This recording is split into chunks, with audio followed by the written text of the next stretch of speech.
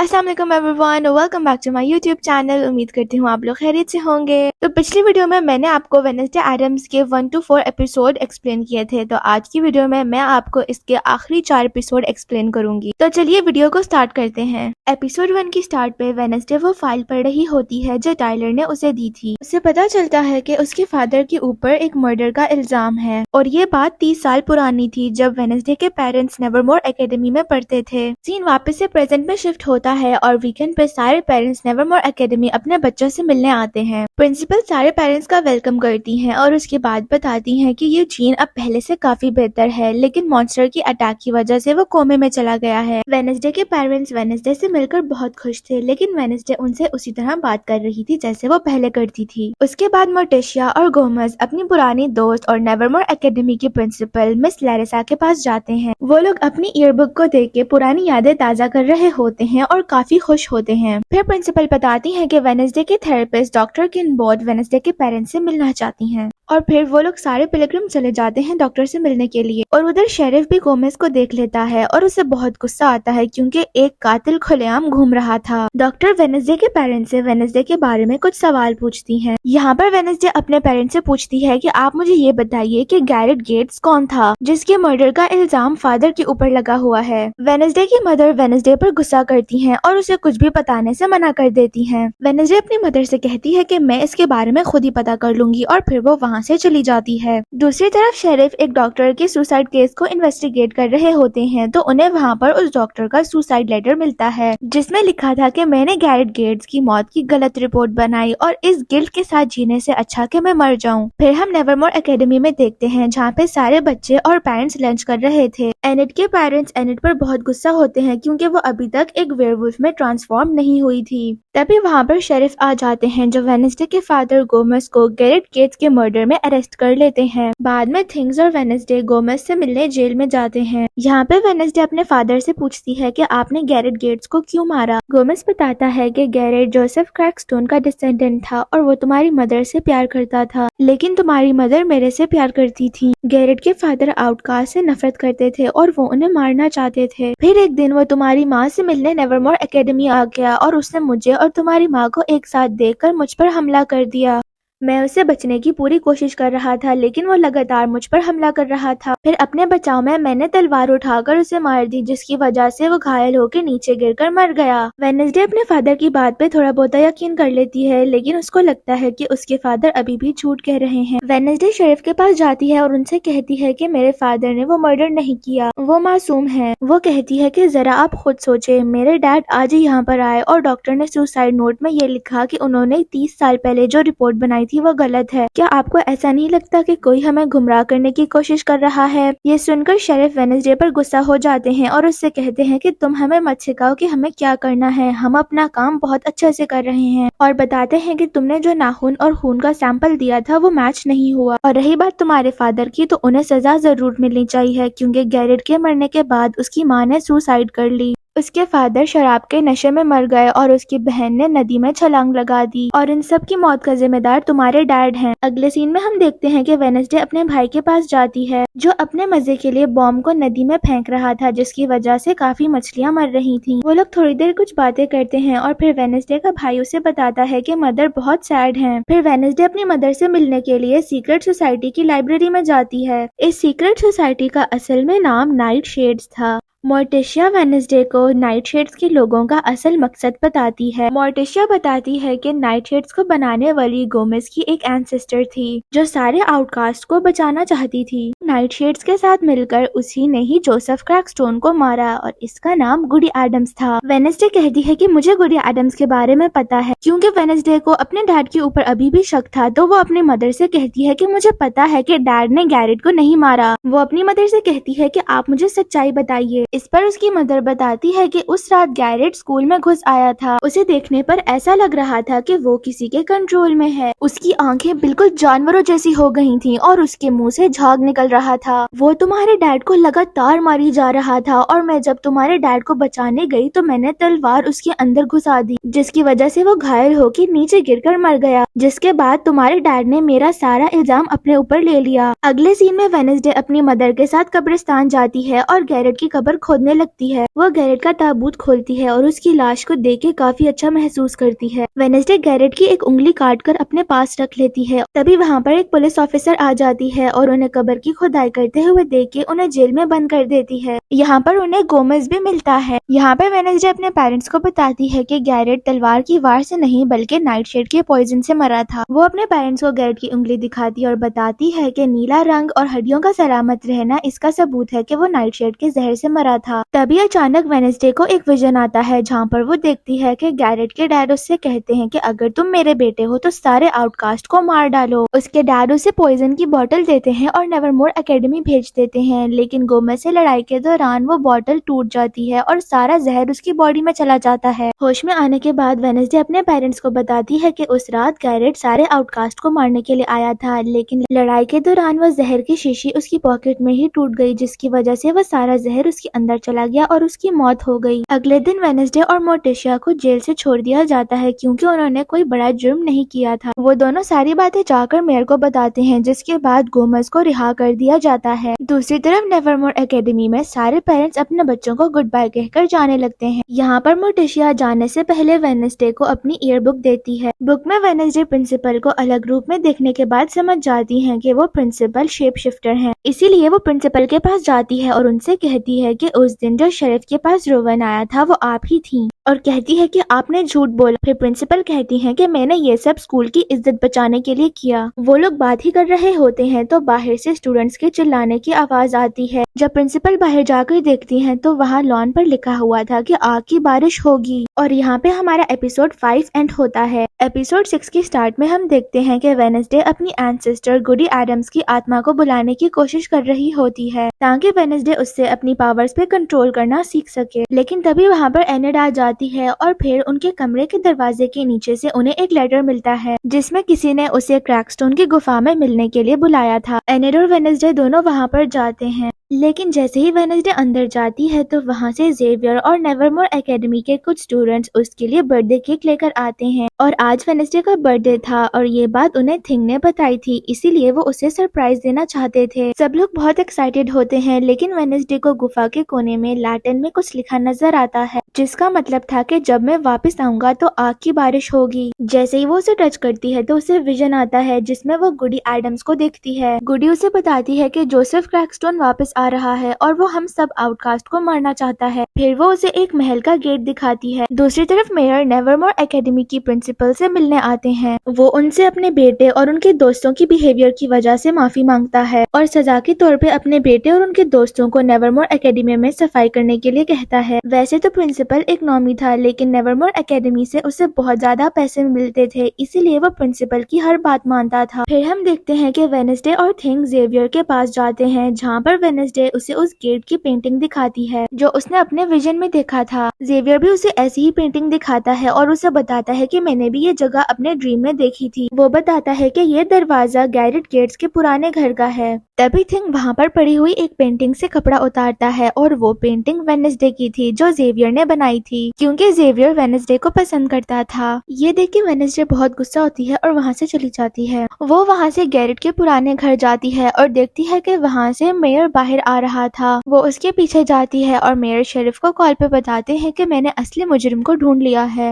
वो शेरिफ से कहते हैं कि मैं बाकी बात तुम्हें मिलकर बताता हूँ। वेडनेसडे मेयर की कार में छुप जाती है, लेकिन जब मेयर शेरिफ से बात करने के लिए नीचे उतरते हैं तो एक गाड़ी आकर उन्हें जोर से टक्कर मार देती है, जिसकी वजह से उन्हें बहुत ज्यादा चोट आती है। अगले दिन वेडनेसडे टाइलर को फोन करती है और उससे कहती है कि आज रात को 8 बजे हम लोग डेट पर जाएंगे। जब शेरिफ अपने बेटे को वेडनेसडे से बात करते हुए देखता है है तो वो अपने बेटे को वेडनेसडे से दूर रहने को कहता है। टाइलर वेडनेसडे को पिक करने के लिए एकेडमी के बाहर इंतजार कर रहा होता है। वेडनेसडे एनेट को भी डेट का बहाना बनाकर अपने साथ ले जाती है, लेकिन डेट पर जाने के बजाय वो इन दोनों को अपने साथ गैरेट के पुराने घर ले जाती है, जहाँ पर वेडनेसडे को एक गाड़ी दिखाई देती है। ये वही गाड़ी थी जिसने मेयर को टक्कर मारी थी। वो लोग उस घर की लाइब्रेरी में जाते हैं जहाँ पर जोसेफ क्रैकस्टोन की पूजा की जाती थी। इसके बाद वेडनेसडे टाइलर और एनेट को घर के दूसरे कमरों में चेक करने के लिए भेजती है। वेडनेसडे को एक कमरे में गैरेट केट्स की छोटी बहन लॉरेल केट्स का एक खिलौना मिलता है। तभी वहाँ पर वो मॉन्स्टर आ जाता है जो टाइलर पर अटैक करने के बाद वेडनेसडे और एनेट के पास जाता है उन्हें मारने के लिए। बचने के लिए वो दोनों लिफ्ट में आते हैं, लेकिन लिफ्ट की रस्सी टूटने की वजह से वो लोग बेसमेंट में गिर जाते हैं। यहाँ पर वेडनेसडे को सारे मरे हुए लोगों के बॉडी पार्ट्स दिखाई देते हैं जो एक जार में बंद होते हैं। वेडनेसडे और एनेट जैसे ही वहाँ से बाहर निकलते हैं तो उन्हें टाइलर घायल मिलता है। तभी वहाँ पर जेवियर भी आ जाता है और वो टाइलर को लेकर जेवियर के घर चले जाते हैं। तभी वहाँ पर शेरिफ भी आ जाते हैं और वेडनेसडे उन्हें गैरेट केट्स की बेसमेंट में बॉडी पार्ट्स दिखाने के लिए लेकर जाती है, लेकिन जैसे ही वो बेसमेंट में जाते हैं तो बेसमेंट में कुछ भी नहीं होता। शेरिफ वेडनेसडे पर गुस्सा करने लगते हैं और उससे टाइलर से दूर रहने के लिए कहते हैं, और ये सारी बातें शेरिफ प्रिंसिपल को भी बता देते हैं और प्रिंसिपल वेडनेसडे को आखिरी वार्निंग देकर छोड़ देती हैं। वेडनेसडे की वजह से आज एनेट भी मरते मरते बचे थी, इसलिए वो बहुत गुस्सा थी क्योंकि वेडनेसडे एनेट को सिर्फ अपने मकसद के लिए इस्तेमाल कर रही थी। इसीलिए एनेट ने अपना रूम चेंज करने का फैसला कर लिया था। एनेट के जाने के बाद वेडनेसडे बहुत अकेला फील करती है और फिर वो लॉरेल गेट्स के उस पुराने खिलौने को देखने लगती है। उसके अंदर से उसे अपनी और अपने दोस्तों की कुछ तस्वीरें मिलती हैं। उसी तरफ हम हॉस्पिटल का सीन देखते हैं जहाँ पर कोई आकर मेयर का ऑक्सीजन पाइप निकाल देता है, जिसकी वजह से उनकी डेथ हो जाती है और यहीं पर हमारा एपिसोड 6 एंड होता है। एपिसोड 7 की स्टार्ट पर पिलग्रिम के सारे लोग और नेवरमोर एकेडमी के सारे स्टूडेंट्स मेयर के फ्यूनरल पर होते हैं। इसी दौरान वेडनेसडे की नजर दूर खड़े एक आदमी पर पड़ती है। वो उसका पीछा करते करते जंगल में पहुंच जाती है। जैसे ही वो इंसान उसके सामने आता है तो वेडनेसडे उस पर अटैक कर देती है, लेकिन जैसे ही वो उसका चेहरा देखती है तो वो मुस्कुराने लगती है क्योंकि ये उसके अंकल फेस्टर थे। अंकल फेस्टर ने वेडनेसडे को फाइटिंग सिखाई थी। अंकल फेस्टर की ये एबिलिटी थी कि वो अपनी उंगलियों से बिजली निकाल सकते थे और वो एक चोर थे, इसीलिए पुलिस उन्हें ढूंढ रही थी और छुपने के लिए वो वहाँ आए थे। वेडनेसडे उन्हें यूजीन के बी फार्म में लेकर जाती है और कुछ दिनों के लिए उनको वहाँ पर रहने के लिए कहती है। बाद में वेडनेसडे उनको उस मॉन्स्टर की पिक्चर दिखाती है। पिक्चर देखने के बाद वो बताते हैं कि ये हाइड है, इस मॉन्स्टर को मैंने पहले भी देखा है। वो कहते हैं कि हाइड एक इंसान होता है, लेकिन उसको बार बार उकसाने और टॉर्चर करने पर वो हाइड में ट्रांसफॉर्म हो जाता है। अंकल फेस्टर वेडनेसडे को नाइटशेड लाइब्रेरी में मौजूद एक लॉकर में पड़ी बुक के बारे में बताते हैं जो फॉल्कनर की थी। इस बुक से वेडनेसडे को हाइड से रिलेटेड इंफॉर्मेशन मिल सकती है। रात को वेडनेसडे नाइटशेड्स की सीक्रेट लाइब्रेरी में जाती है। वहाँ पर अंकल फेस्टर भी आ गए थे। फेस्टर एक पेंटिंग को हटाकर वेडनेसडे को वो लॉकर दिखाते हैं और थिंग उस लॉकर को बड़ी आसानी से खोल लेता है। वेडनेसडे उस बुक को लेकर अपने कमरे में आ जाती है और पढ़ने लगती है। पढ़ने पर उसे पता चलता है कि हाइड म्यूटेशन से पैदा होता है और तब तक किसी को नुकसान नहीं पहुंचाता या हाइड में ट्रांसफॉर्म नहीं होता जब तक कोई उसकी पावर्स को ना जगाए, और जो कोई भी हाइड को जगाता है तो वो उसका मास्टर बन जाता है और वो उसको कंट्रोल कर सकता है। वेडनेसडे को समझ आ जाता है कि कातिल एक नहीं बल्कि दो हैं, एक हाइड और एक हाइड का मास्टर। वेडनेसडे को जेवियर पर शक था और उसे लगता था कि जेवियर ही हाइड है, क्योंकि जब भी कोई इंसिडेंट होता था तो जेवियर हमेशा वहाँ पर आ जाता था। इसीलिए वो जेवियर का पीछा करती है और देखती है कि जेवियर डॉक्टर किम्बॉर्ड के साथ कहीं जा रहा है। अगले सीन में हम देखते हैं कि वेडनेसडे और अंकल फेस्टर टाइलर के कैफे में जाते हैं। यहाँ पे वेडनेसडे कहती है कि जरूर डॉक्टर किम्बॉर्ड ही जेवियर की मास्टर हैं। तभी वहाँ पर टाइलर भी आ जाता है। वेडनेसडे उसे अंकल से मिलवाती है और हाइड के बारे में बताती है। बाद में टाइलर वेडनेसडे से जोसेफ क्रैकस्टोन की गुफा में डेट पर जाने के लिए पूछता है। वो उसे मना नहीं कर सकती और रात को थिंग को बुक की प्रोटेक्शन के लिए वहाँ पर छोड़ देती है और खुद वो डेट पर चली जाती है। टाइलर ने पूरी गुफा को लाइट से डेकोरेट किया हुआ था और फिर वो वेडनेसडे को एक हॉरर मूवी दिखाने लगता है। जब वेडनेसडे अपने रूम में वापस आती है तो वो देखती है कि उसका पूरा रूम बिखरा हुआ है और बुक भी गायब है और किसी ने थिंग्स को चाकू मारकर घायल कर दिया है। थिंग्स होश में नहीं था। वो उसको अंकल फेस्टर के पास लेकर जाती है। अंकल फेस्टर थिंग्स को बिजली के झटके देते हैं, लेकिन वो फिर भी होश में नहीं आता। अंकल फेस्टर कहते हैं कि ये मर चुका है और वेडनेसडे रोने लगती है। वेडनेसडे थिंग से कहती है कि अगर तुम मर गए तो मैं तुम्हें जान से मार दूंगी। वो अपने अंकल को फिर से ट्राई करने के लिए कहती है और लकीली इस बार थिंग को होश आ जाता है। थिंग्स बताता है कि मेरे ऊपर किसी ने पीछे से हमला किया। वेडनेसडे थिंग से वादा करती है कि जिसने भी तुम्हारा ये हाल किया है मैं उसे तड़पा तड़पा के मारूंगी। अगले दिन बियांका वेडनेसडे के पास आती है और उससे कहती है कि मेरे साथ चलो, मुझे मेयर के मर्डर के बारे में कुछ पता है। बियांका उसको नाइट शेड्स की लाइब्रेरी में लेकर जाती है। वहाँ पर मेयर का बेटा भी मौजूद होता है। वो अपने डैड के कंप्यूटर से एक इम्पोर्टेंट डाटा लेकर आया था और वो वेडनेसडे को बताता है कि मेरे डैड ने ब्रिटिश पुलिस से लॉरेल गेट्स की रिपोर्ट मांगी थी, जिसमें उसकी मौत की वजह पानी में डूबने से हुई थी, लेकिन उसकी बॉडी कभी नहीं मिली। और अब उनको समझ आ गया था कि लॉरेल गेट्स जिंदा है और अपनी फैमिली की मौत का बदला वो सारे आउटकास्ट को मारकर ले रही है। और वो मेयर को इसलिए मारती है क्योंकि मेयर को पता चल गया था कि वो जिंदा है। वेडनेसडे को लग रहा था कि डॉक्टर किम्बोट ही लॉरेल गेट्स हैं और जेवियर हाइड है। अगले दिन वो डॉक्टर के पास जाती है और उनको खिलौना देते हुए कहती है कि मुझे पता चल गया है कि आप ही लॉरेल गेट्स हैं, और कहती है कि आपने ही सबके मर्डर जेवियर से करवाए हैं। ये सुनकर डॉक्टर वेडनेसडे से कहती है कि तुम्हारा दिमाग खराब हो गया है, यहाँ से चली जाओ। जैसे ही वेडनेसडे वहाँ से जाती है तो वहाँ पर वो मॉन्स्टर यानी हाइड आ जाता है और डॉक्टर किम्बोट को मार देता है। फिर वेडनेसडे जेवियर के पास जाती है। जेवियर उसको बताता है कि मुझे भी दिमागी प्रॉब्लम्स हैं, इसीलिए मैं चुपकर डॉक्टर किम्बोट से थेरेपी सेशंस लेता हूँ। तभी वेडनेसडे की नजर टेबल पर पड़ी हुई विक्टिम्स की चीजों पर पड़ती है, पर जेवियर कहता है कि मुझे नहीं पता ये सब कहाँ से आया, मुझे कोई फंसा रहा है। फिर वहाँ पर शेरिफ आ जाते हैं जो जेवियर को अरेस्ट कर ले जाते हैं। जब वेडनेसडे वापस अपने कमरे में आती है तो वो देखती है कि एनेट वापस आ गई है। वेडनेसडे उससे वापस आने की वजह पूछती है तो वो कहती है कि अगर मैं यहाँ होती तो ना ही चोरी होती और ना ही थिंग का ये हाल होता, और तुम्हारी चीजों का ख्याल रखने के लिए भी तो यहाँ कोई होना चाहिए ना।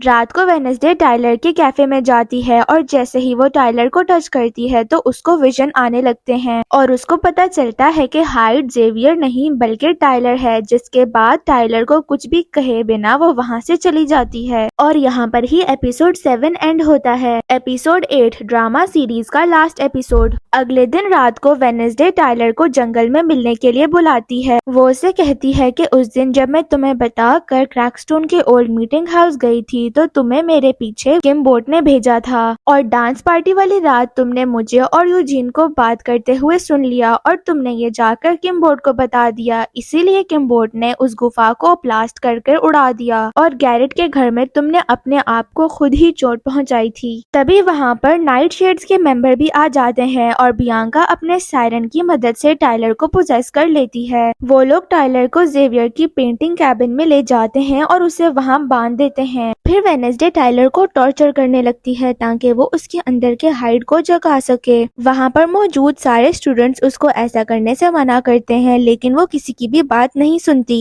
इसीलिए सारे स्टूडेंट्स उसको अकेला छोड़कर वहाँ से भाग जाते हैं। उनमें से कुछ स्टूडेंट्स सारी बात प्रिंसिपल को बता देते हैं और फिर प्रिंसिपल शेरिफ को कॉल कर देती है। वेडनेसडे टाइलर पर हैमर से अटैक करने लगती है, लेकिन तभी वहाँ पर शेरिफ आ जाते हैं और वेडनेसडे को अरेस्ट कर लेते हैं। प्रिंसिपल भी पुलिस स्टेशन आ जाती हैं और वेडनेसडे को मेंटली अनस्टेबल बताकर उसे वहाँ से छुड़ाकर ले जाती हैं। जाने से पहले वेडनेसडे को टाइलर मिलता है जो उससे कहता है कि अभी बहुत कुछ होना बाकी है। नेवरमोर एकेडमी वापस आने पर प्रिंसिपल वेडनेसडे को एक्सपेल कर देती हैं और उससे कल ही वापस जाने के लिए कहती हैं। अगले दिन जब वेडनेसडे वहाँ से जाने लगती है तो बियांका उसे कहती है कि आउटकास्ट पर बहुत बड़ा खतरा आने वाला है और हम सबको तैयार रहना होगा। अगले सीन में हम वेडनेसडे को हॉस्पिटल में देखते हैं जो यूजीन से मिलने जाती है क्योंकि उसको होश आ गया था। यूजीन बताता है कि उस रात मैंने किसी को गुफा में आग लगाते हुए देखा और उसने लाल रंग के बूट्स पहने हुए थे। फिर हम देखते हैं कि वेडनेसडे मिस थॉर्नहिल से मिलने के लिए जाती है। उसे देखकर मिस थॉर्नहिल चौंक जाती है क्योंकि वेडनेसडे को उस वक्त ट्रेन में होना चाहिए था। वेडनेसडे उनके पास इसीलिए आती है क्योंकि पूरे स्कूल में रेड बूट सिर्फ मिस थॉर्नहिल ही पहनती थी। वेडनेसडे उनसे कहती है कि लॉरेल गेट्स तुम्हारा खेल खत्म हुआ और कहती है तुमने अपनी मौत की झूठी कहानी बनाकर अपने बाप के आउटकास्ट को खत्म करने वाले ख्वाब को पूरा करने के लिए नेवरमोर एकेडमी में एक टीचर बनकर आई। फिर वेडनेसडे मिस थॉर्नहिल से कहती है कि तुम्हें पता था कि टायलर के डैड एक नॉमी और उसकी मदर एक आउटकास्ट थी, इसीलिए तुमने उसे हाइड बनाने के लिए चूज किया और तुमने उसे उस गुफा में बंद कर टॉर्चर किया जब तक वो एक हाइड में ट्रांसफॉर्म नहीं हो गया। जिसके बाद मिस थॉर्नहिल मान जाती हैं कि वो ही लॉरेल गेट्स हैं और टायलर को कहती हैं कि वेडनेसडे को मार दो, लेकिन टायलर उनकी बात नहीं मानता। फिर वो उसे बहलाने लगती हैं, लेकिन वो टायलर नहीं बल्कि प्रिंसिपल लैरिसा थी। जैसे ही लॉरेल ये देखती है तो वो अपनी पॉकेट से एक पॉइजनस इंजेक्शन निकालकर मिस लैरिसा के गले पर लगा देती है, जिसकी वजह से उनकी डेथ हो जाती है। फिर वो वेडनेसडे को मारकर बेहोश कर देती हैं। थिंग्स ये सब होते हुए देख लेता है और एनेट को जाकर बता देता है। एनेट और एजैक्स सारे नाइट शेड्स के मेंबर को गैदर करते हैं और उन्हें कहते हैं कि प्रिंसिपल मर गई हैं और अब हम सारे आउटकास्ट की जान को खतरा है, इसीलिए हमें मिलकर सबको बचाना होगा। जब वेडनेसडे की आंख खुलती है तो वो अपने आप को बंधा हुआ पाती है। लॉरेल ने उसे किडनैप कर लिया था। लॉरेल सब विक्टिम्स की बॉडी पार्ट्स को जोसेफ क्रैकस्टोन के ताबूत के चारों तरफ सेट कर रही थी। यहाँ पर वो बताती है कि जोसेफ क्रैकस्टोन मेरे एंसेस्टर थे और वो हम नॉमीज को आउटकास्ट से बचाना चाहते थे, लेकिन तुम्हारी एंसेस्टर गुडी एडम्स ने उनको मार दिया और उनकी जमीन छीन ली, जिस पर उन्होंने ये घटिया सी नेवरमोर एकेडमी बनाई। यहाँ पर वेडनेसडे पूछती है कि तुमने मेरी जान बार बार क्यों बचाई, तो लॉरेल कहती है कि गुडी एडम्स ने क्रैकस्टोन की कब्र पर खून का ताला लगाया है जो सिर्फ एडम फैमिली के खून से खुल सकता है। लॉरेल वेडनेसडे का हाथ काटकर उसका खून कब्र पर लगाती है और फिर गुडी एडम की बुक से कुछ पढ़ने लगती है। देखते ही देखते बिजली चमकने लगती है और वो सारे बॉडी पार्ट्स आपस में जुड़ जाते हैं और जोसेफ क्रैकस्टोन वापस से जिंदा हो जाता है। जोसेफ क्रैकस्टोन वेडनेसडे को गुडी एडम समझकर उसे मार देता है और वहाँ से नेवरमोर एकेडमी के लिए निकल जाता है। उसके जाने के बाद वेडनेसडे के पास गुडी एडम्स आती है और कहती है क्रैकस्टोन को मारने के लिए हमें उसके सीने में छुरा घोंपना होगा। वेडनेसडे कहती है कि मैं ये नहीं कर सकती क्योंकि मैं बहुत बुरी तरह घायल हूँ। गुडी एडम्स कहती है कि मैं तुम्हारी बॉडी में चली जाती हूँ जिससे तुम्हारी चोट सही हो जाएगी, लेकिन तुम मुझे दोबारा कभी ना देख पाओगी और ना सुन पाओगी। गुडी एडम्स वेडनेसडे के अंदर चली जाती है और देखते ही देखते वेडनेसडे बिल्कुल ठीक हो जाती है। दूसरी तरफ बियांका सब स्टूडेंट्स को अपने सायरन की मदद से एकेडमी से बाहर निकालती है ताकि वो उन्हें बचा सके। एनेट थिंग के साथ क्रैकस्टोन की गुफा में जा रही थी, लेकिन रास्ते में ही वो एक वुल्फ में बदल जाती है और ये पहली बार एनेट वेयर वुल्फ में ट्रांसफॉर्म हुई थी। वेडनेसडे जब नेवरमोर एकेडमी की तरफ जा रही थी तो रास्ते में उसे टायलर मिल जाता है जो हाइड में ट्रांसफॉर्म होकर उस पर अटैक कर देता है, लेकिन तभी वहाँ पर एनेट आ जाती है जो हाइड से लड़कर वेडनेसडे को बचा लेती है। दूसरी तरफ क्रैकस्टोन स्कूल में पहुँच जाता है और पूरे स्कूल में आग लगा देता है। एनेट और हाइड के बीच में जोरदार लड़ाई चल रही थी, लेकिन वो हाइड के आगे बहुत कमजोर थी। तभी वहाँ शेरिफ आ जाता है और हाइड पर शूट कर देता है और एनेट उसे दूर फेंक देती है। जब शेरिफ हाइड के करीब जाता है तो वो देखता है कि वो इंसान में बदल चुका है और वो और कोई नहीं बल्कि उसका बेटा टायलर है। सीन स्कूल की तरफ शिफ्ट होता है जहाँ पर वेडनेसडे जोसेफ क्रैकस्टोन के साथ लड़ रही थी, लेकिन जोसेफ क्रैकस्टोन बहुत पावरफुल था, इसलिए वेडनेसडे उसको इतनी आसानी से नहीं मार सकती थी। तभी वहाँ पर बियांका आती है जो क्रैकस्टोन पर पीछे से हमला करती है और जैसे ही क्रैकस्टोन पीछे मुड़ता है तो वेडनेसडे जोसेफ क्रैकस्टोन के दिल में तलवार घुसा देती है, जिसकी वजह से वो जलकर मर जाता है। फिर वहाँ पर लॉरेल आ जाती है जिसके हाथ में गन थी और वो वेडनेसडे को मारने ही वाली होती है, लेकिन तभी यूजीन अपनी मक्खियों की मदद से उस पर हमला करता है। ड्रामे के एंड पर नेवरमोर एकेडमी कुछ दिनों के लिए बंद की जाती है क्योंकि उनकी कोई प्रिंसिपल नहीं थी, इसीलिए सारे बच्चे अपने घर जाने लगते हैं। वेडनेसडे के जाने से पहले जेवियर उसे एक फोन गिफ्ट करता है और उससे कहता है कि कभी कभी फोन या मैसेज कर लिया करो। दूसरी तरफ टायलर को उसके डैड बांध कर कहीं लेकर जा रहे होते हैं। वेडनेसडे जब घर जा रही होती है तो वो गाड़ी में अपना फोन चेक करती है जिस पर कुछ मैसेजेस आए होते हैं। हैं और कोई उसे मारने की धमकी देता है और यहाँ पर ही हमारा ड्रामा एंड होता है। सो गाइज, यही थी आज की वीडियो। आई होप आपको पसंद आई हो। तो आज की वीडियो में मैंने आपको एपिसोड 5 से लेके एपिसोड 8 एक्सप्लेन किया था वेडनेसडे एडम्स नेटफ्लिक्स सीरीज का। आई होप आपको अच्छा लगा हो। अगर पसंद आया तो वीडियो को लाइक करिएगा, मेरे चैनल को सब्सक्राइब करिएगा और कमेंट में जरूर बताइएगा कि आपका इस सीरीज में सबसे फेवरेट कैरेक्टर कौन सा था और फेवरेट सीन कौन सा था। मैं आपसे मिलती हूँ अगली वीडियो में। अपना बहुत सारा ख्याल रखिएगा। तब तक के लिए अल्लाह हाफिज।